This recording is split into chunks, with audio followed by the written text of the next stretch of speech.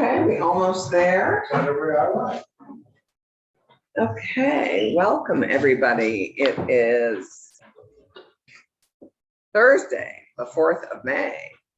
And we are here in Senate Economic Development, Housing and General Affairs. And we're doing a little bit of cleanup on our labor bill that we passed out a couple days ago on H217.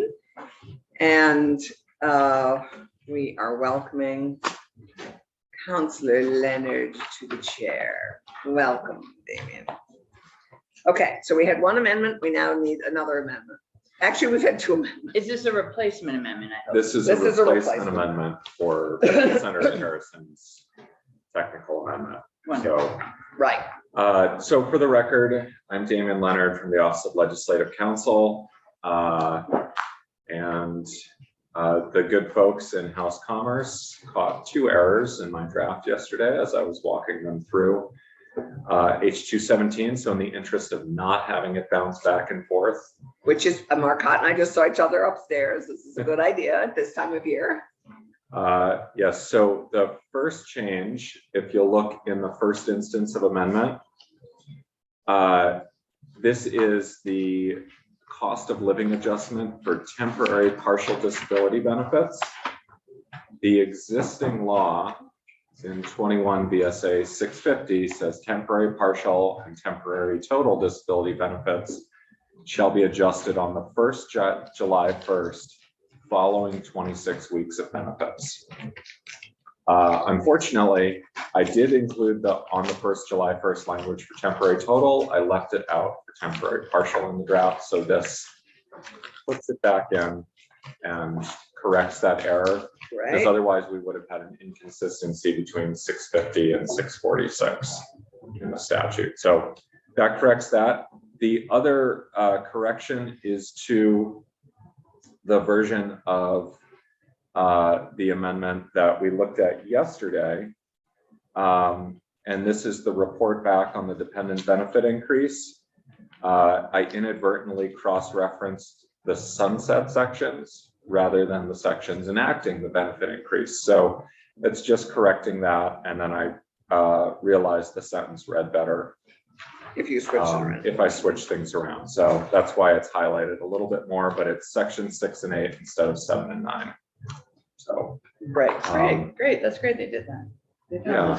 Well, and I'm always glad when we catch this stuff now rather than getting a call from Cameron or Dirk in June saying, I just noticed an error. So we are moving fast, and our wonderful equipment doesn't always catch everything in its programs that we would like it to. Yeah, well, so that's good. Drafting amendments at 11:30 drafting amendments is not a recipe for error-free legislation. So agreed. So thanks. Any questions for Damien? No, I think this is good. Thank you very much. I would entertain a motion for us to amend H2 with an amendment. So moved. Okay. Great. So I'm going to send. So I'll say all in favor, signify by saying aye, please. Aye. Thank you. Aye. Matt. So 4 of us. Okay. Thank you, Madam. I have a Clerk. workers' comp bill. Yes, you got sent the workers' comp bill. Yes. I'm not because I asked Bloomer why, and Bloomer told me that it was because it had UI in it. But it doesn't. Oh. It does. It does You have added. UI in it now. Yeah. And so, Okay. so we are hoping you We're will. doing it tomorrow. It also has a tax in section 1. Right. It has, yes, but we cover, yes, it does have a tax, but our jurisdiction is workers' comp. Finance's jurisdiction is UI, so it goes to both. Okay. Which I hadn't fully appreciated. I thought because workers' comp was the primary thing, it would go straight to the floor. But it gives Wendy a chance to do fewer bills today, which is good on the floor. And Jill just scheduled me, so I will see you Be then. Yeah. Well, it's nice to have That's some amazing how familiar faces. Yeah. How late did you go last night? Speaking of finance. Oh, no, I got home around 6:37. Oh, so not terrible. No, but I was tired. Well, we missed you at our Right. committee dinner because we had We a did. terrific committee dinner. Oh, that's good. Yes, and we missed you. Okay, Damien, thank you very much. And I think we are all set on that, when On you're that just, item, yes. Right? Yep, on that item. You're just gonna need to take it up to Vanessa. Yeah, and I'm sending a Take up this. clean, unhighlighted version to Scott getting a and Senator clean Harrison special. right now. Okay. Great. I'll do that when we go up. Yeah, Great. great. Thank you for your time. Thank you. So, thank you for your work. Very well. So today I'm turning our heads back to confirmations. We have Abby Sherman here to confirm as what is your title? Director? Executive Director. Executive Director of the Vermont Economic Progress Council. And any other people we've been able to talk to. I just want to say that we're sadly having to end early today because we have the Senate photo in the chamber at 9:40 and then we have floor at 10. So by the time the cats are herded, we won't have time to come back. So Abby, would you join us, please? And we're going to chat with you about VEPSI. So, welcome. It's good to have you. You were, if you just be kind enough to fill us in a little bit. I'm not sure everybody knows you. Nobody here serves on VEPSI at the moment. Right. I don't think. And if you just be kind enough to introduce yourself to all of us, even though we've seen you earlier this year, just give us some background and why you like this job, why you're continuing to be interested in it, what you hope to, some of the things you're hoping to accomplish and change and improve with VEPSI. So it's yours to do what you'd like. So I've been with VEPSI for, So introduce yourself. sorry, Abby Sherman, Executive Director of the Vermont Economic Progress Council. I've been with VEPSI for 5.5 years. When I started out, Fred Kenny actually hired me. And then I had worked under Casey Mock and then Megan Sullivan. And when Megan left, I said, you know what? I can do this. Didn't want to go through another boss. And I really enjoy the work. What first attracted me to VEPSI was TIF. I didn't know anything about VEPSI when I first came, but I did have 11.5 years at the town of Bethel. So the TIF program really interested me in getting back to working with municipalities. What did you do in your capacity at Bethel? In Bethel, Yeah. I started out as the assistant to the town manager, and then when I left, I was the assistant town manager. So I did all kinds of things. Bethel it was a small office. It was myself, the town manager, and the front person, and then of course we had the town clerk and the listener's office, a tiny office. And Bethel has a lot of stuff going on. It's all good ever. They have water and wastewater. They also at that time managed the solid waste program with the town of Royalton, but Bethel managed the finances and the personnel and all of that. So there was a lot going on. You kind of become jack of all trades. You have to know a little bit about everything. They also had a recreation program. They have a pool. So I oversaw that in my later years there. One of my proudest projects there was the reconstruction of their pool bathhouse, which was just a long time coming. And we finally were able to do it with FEMA After Irene. after Irene. Yes, I was there through Irene. That's Well, what- I was that gonna say- Oh, wow. That was those were That's a dark, learning. That was, Yeah. those were dark days for Bethel, were dark actually, days. for a bunch of reasons, not just because of the damage done. Yeah, There was a yeah. lot of human challenge Yeah. and leadership. I mean, that was a really tough time for Bethel. yeah, and we just, and the damage, it was a lot, like I said, it was a small office. It was a lot to deal with, and we had to rely, we relied on a lot of people from the community to get us through that. So, yeah, we lost our Both of our wells were Yes. completely flooded. Oh, We were wow. out of water within 2 days. Couldn't get the generator to get things up and running fast enough. It was Wow. tough. Plus all the roads that you just couldn't get through. You couldn't get past Bethel if you got Well, up. we the couldn't interstate. get to Stockbridge, you couldn't get to Right. South Beth, I mean, it was just, yeah, You couldn't get to Pittsfield. Well, Stockbridge. Yeah. it was tough. It was tough. It was tough. And yet it was also the hub for bringing a lot of the fixed materials that we needed to fix. Mhm. The road that it was decimated, 100 and 107, just, Mhm. there was no road. And so to rebuild that whole thing, yeah, Yeah. all came through Bethel. That All all came through arrived in Bethel and all had to be Came through schlepped Bethel. down. Yeah, they forded the river. Yeah. Those big trucks. It was amazing. It was pretty amazing. Do you still live in Bethel? I lived in Randolph. I've lived in Randolph most of my life, born and raised there.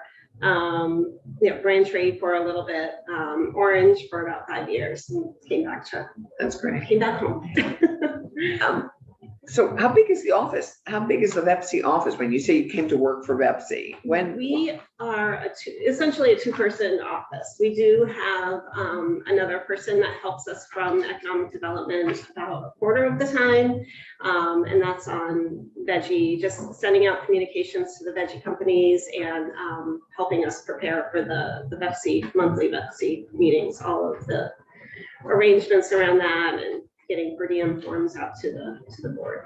And so it's a two-person, so it's a small office Yeah. and embedded in ACCD. Mhm. How many companies now are you working with who have VEPSI? There were Contracts. 31 claims that were sent out for calendar year 2022. And then in this year, we've added 2 new companies. So that's how you term it as claims? Well, they have to file claims every year with the tax department, and we initiate those in the VEPSI office. That was a change that I have actually implemented under Casey Mock. It used to be the company would implement it, but the system is so hard and complex. It takes much less time if we just do it. It takes about 2 hours of our time versus working with every company to walk them through it. So Yeah, we that just sounds initiate it for them. reasonable. Yeah. that's great. So does that mean 31 companies are actively involved in the process of calculating the increment? So their incentives have Jobs. already been essentially calculated. Okay.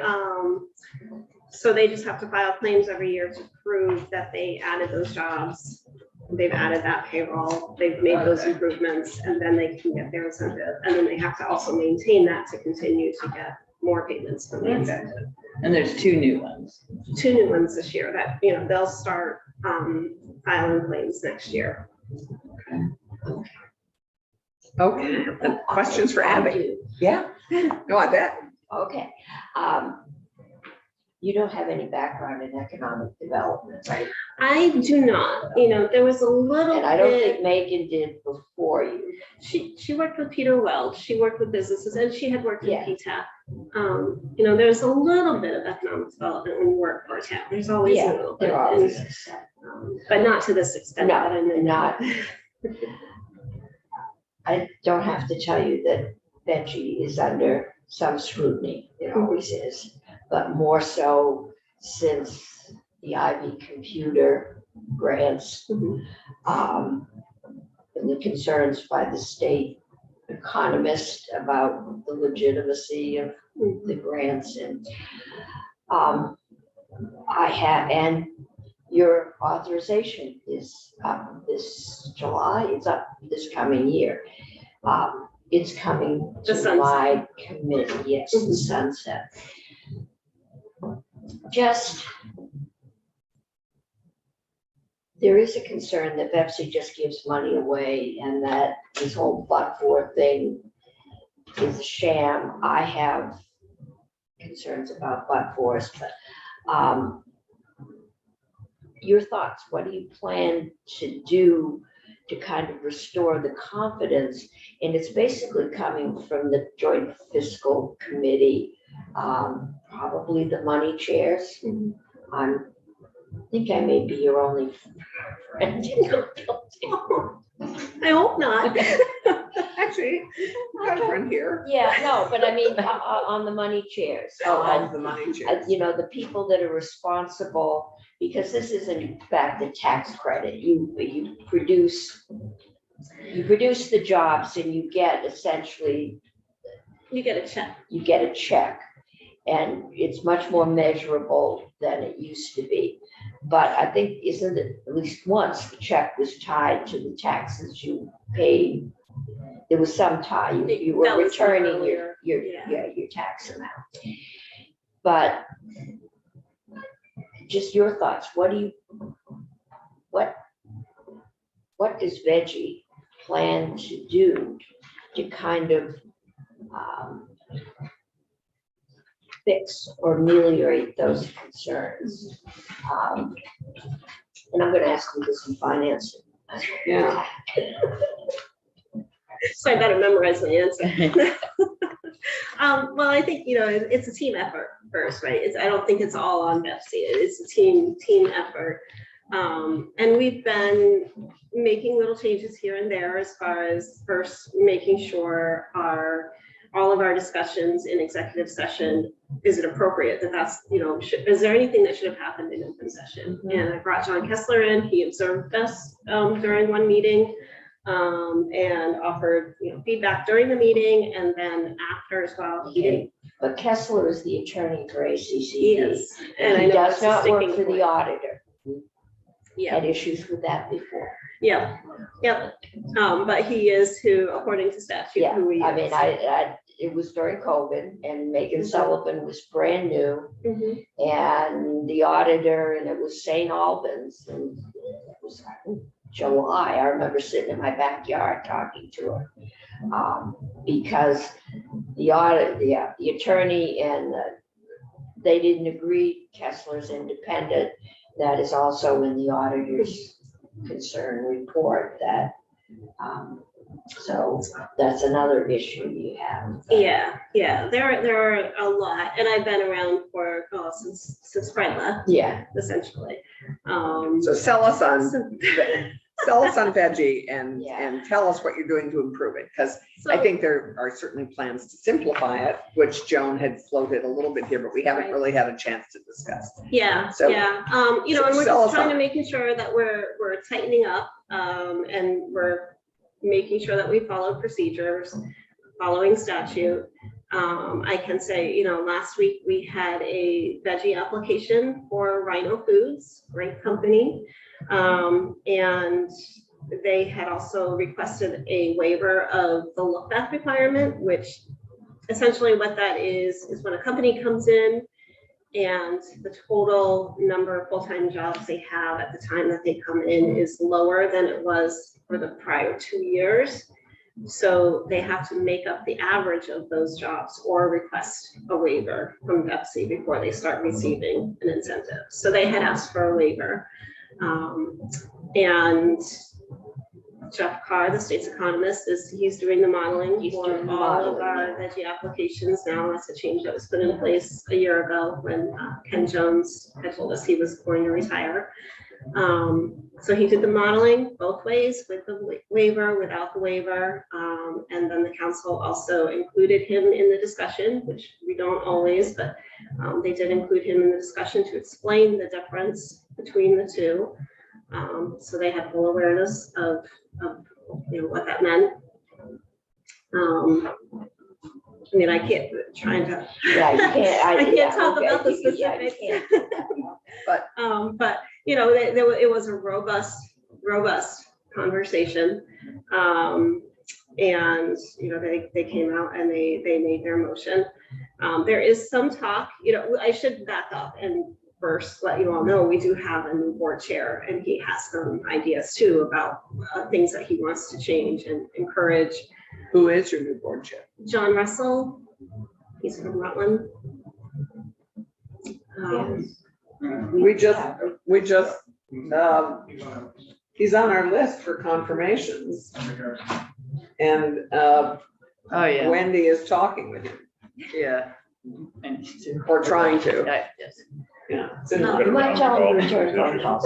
Yeah. No, it's an on, we're telling the. Have you tried it administration yet? they need No. to- No, she Sorry. hasn't, she hasn't Okay. gotten in touch with him. I will. Yeah, because we need to, So he's been on Betsy since, I think 2019. So probably 20 days, yeah, I think at least since 2019. So he's been around, he's been through a number of applications. He has some ideas of things that we can change. And one of them is encouraging, when we come out of executive session before the vote happens, encouraging the VEPC members to state why they are or are not voting on an application, and that might help bring more, transparency to the whole process and for people to understand at least the reasoning for why. Yeah, at Applications least are what the approved. issues are, okay.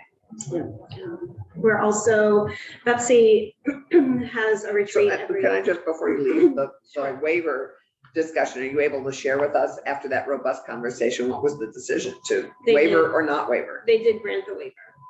And I can say, the waiver can be granted when the company is creating a new line of business, which could be a new product, it could be, a new, it could be a new kind of production. Maybe they're doing marketing now and they contracted out for that before, or, things like that, packaging, that can be considered Yes, a new we've line as gone well. through this with Green Anyway, I think for Wendy, and Wendy may be familiar, but if you just kind of to remind us what the goals and mission of Veggie is for those of us who are, Oh, wow. it's, I don't have it memorized, but essentially the Yeah, what I just in tell lay every terms. company when I talk to them is that it's meant to grow jobs and payroll in Vermont, yeah, as the name Veggie Vermont Employment Yeah. Growth We Incentive. have to make more than we give back.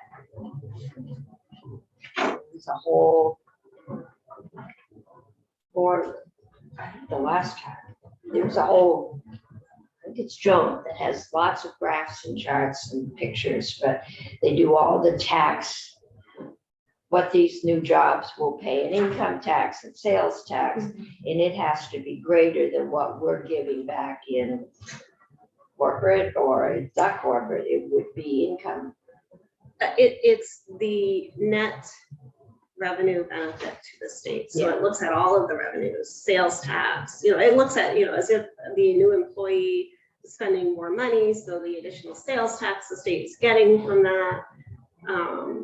Looks at property taxes, income taxes, payroll tax, all the revenue streams that these jobs would create, less expenses that these jobs will create. So if you're bringing in new families to Vermont, if they're going through our school system, the cost to the ed fund for that, the. gosh, that sounds like cost of relocated worker. transportation. Just saying. Same idea. Well, it's a lot looser, quite frankly. So other No, I'm questions, fine, I'm good. other questions for Abby?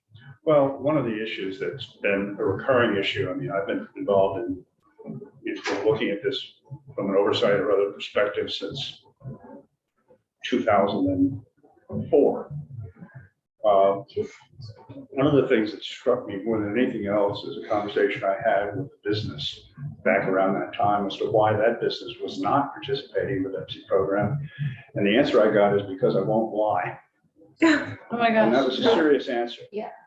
Because part of the but-for has traditionally been claims by businesses that they would do the business someplace else, that Oh, they right. would operate someplace else that gave them a better deal. That was, again, part of the criteria. Now, that's changed somewhat now, is it not? Or is that It's still part of the still- criteria? It's still the but for. The but for is but for the incentive. This project would not happen in Vermont, or it would be, it would, but it would be in a way that is. And one of the significantly things that was always the issue is the person would show the offer they got from Missoula, Montana to place in operation there.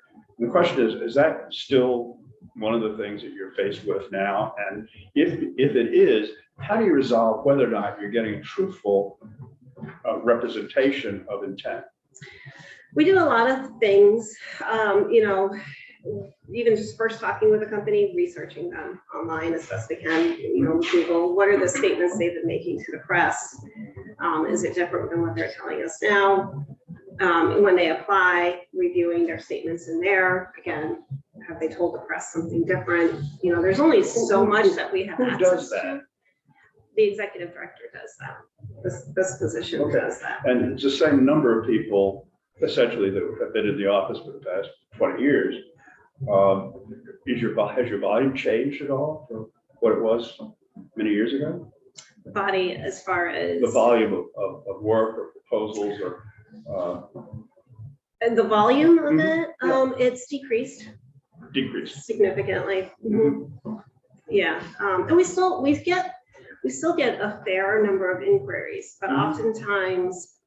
often they operate in a limited local market. You know, maybe they're a greenhouse or they're a hotel or, you know, and it doesn't qualify for veggie, so Mhm. they don't go any further, or they can't meet the qualifying wage for the Mhm. program. So that's where they end with a lot of frustration. That's where they end. Yeah. So there ends up being very few that actually move on. And then when they do decide to move on, they first submit a pre-application, which asks basic information. We run the numbers, and sometimes it's not worth it to them to go forward. Because it's a lot of, you know. Yeah, it's one of 9 the years arguments worth of I work. know I heard from one business that was in the program was that we have more work and time to submit the veggie periodic reports that are required than we do to do our income taxes. Mhm. Mhm. Oh, yeah. Yeah. Yeah. And is that part of what Joan has proposed to simplify things? Is it, because to go to Randy's points, it does strike me that we should be able to make it simpler for everybody. Yeah, a lot Less of time consuming. the proposal, a lot of what we ask for is information that we need just for the cost benefit modeling. So we ask for, I think when a lot of people think about veggie, we're just looking forward. We're just looking to the next 5 years worth of growth. But for the cost benefit modeling, we also have to ask for the prior 5 years of activity from the company. And we have it in buckets that they don't necessarily track in the same way. So that takes some work for them to, you know, to tease out. The claims, I can't speak to the claims so much because that's primarily with tax and they have their own workbooks. Mhm. We have been working with tax to try to find an easier way to do that, maybe do it through the same system that they file their quarterly reports with, and it's all in one spot. Of those that actually do apply, what percentage are approved and what are disapproved based on Well, recent years? By the time, I would say 100% are approved. And the reason for that though is, like I said before, by the time they do get to VEPSI, they've been vetted. We know, do they meet the basic requirements? So all that VEPSI is reviewing is the but-for.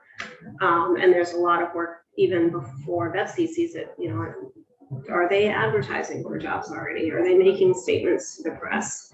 Looking at, you know, the documents that they've submitted, is there more that they can tell us about what they plan to do?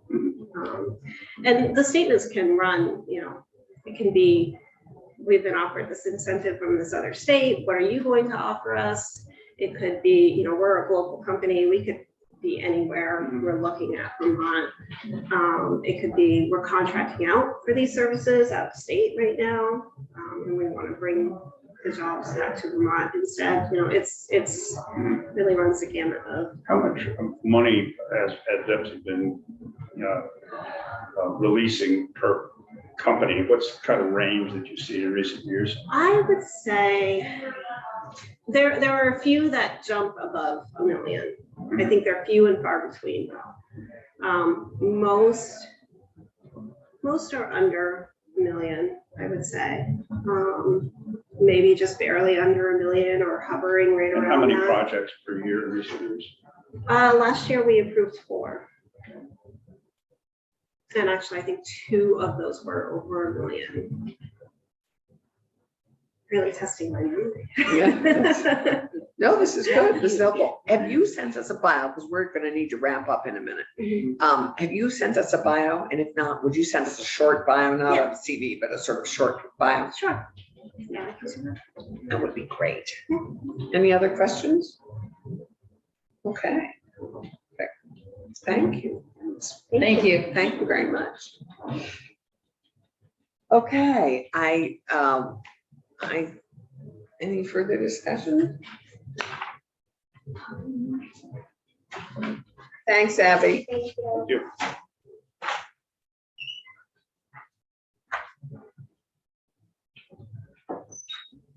I think she's fine. I have some concerns that the governor seems to appoint people to head this board that don't have what I would think of as an adequate background.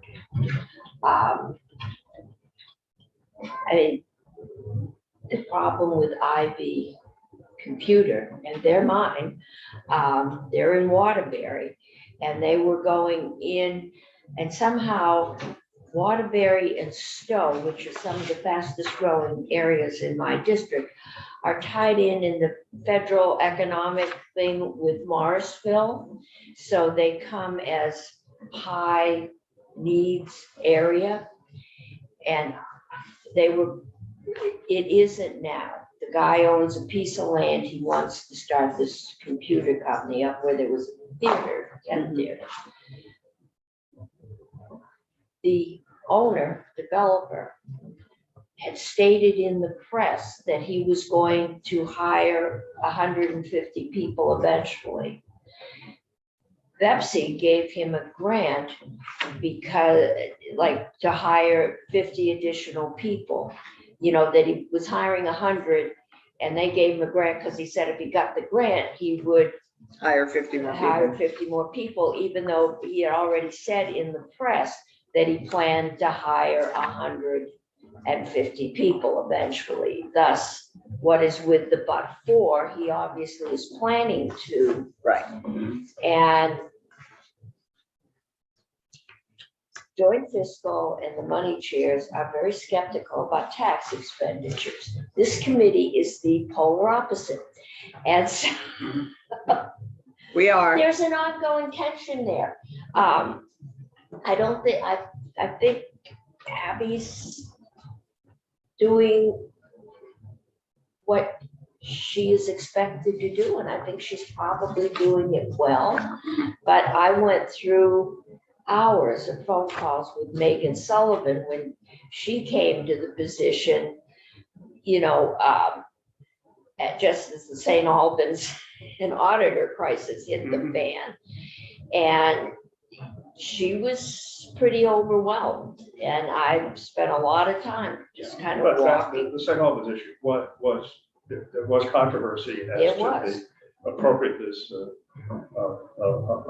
there were two sides to that argument. Yeah, Which I understand, but I think probably our concern is probably more with some of the program concept rather than what Abby is doing. Right. Abby's fine. yeah, But, I just fine. Pardon me, I'll be right back. I just have to go. But I'll be right back. Okay, because we're gonna need to vote and get up to the floor. I know, that's what I'm worried about. I just have to pick something up from the printer. Actually, Scott, could you go? I'm sorry to ask, but. In the lounge printer? In the lounge printer, yes. Okay, great. Terrific. Okay, So, thanks. I will move. okay. Senator Cummings has moved approval of Abby Sherman's appointment as the executive director of EPSI. And so all those in favor? Aye. And we can hold it open for Keisha, who may or may not be here, but it would be, would you like a recorder? It won't, we're getting her bio, so you can just, Yeah, I can, I mean, I think it's appropriate Yeah, to do something. That would be great. she may have a harder time. No, we'll get the veggie extension done, even, We need, it's coming in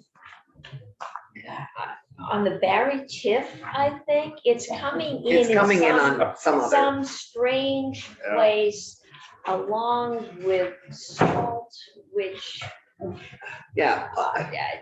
trust me, I do not understand what's going on in the house, but the Barry chip has become a Christmas tree like I never imagined. Oh dear.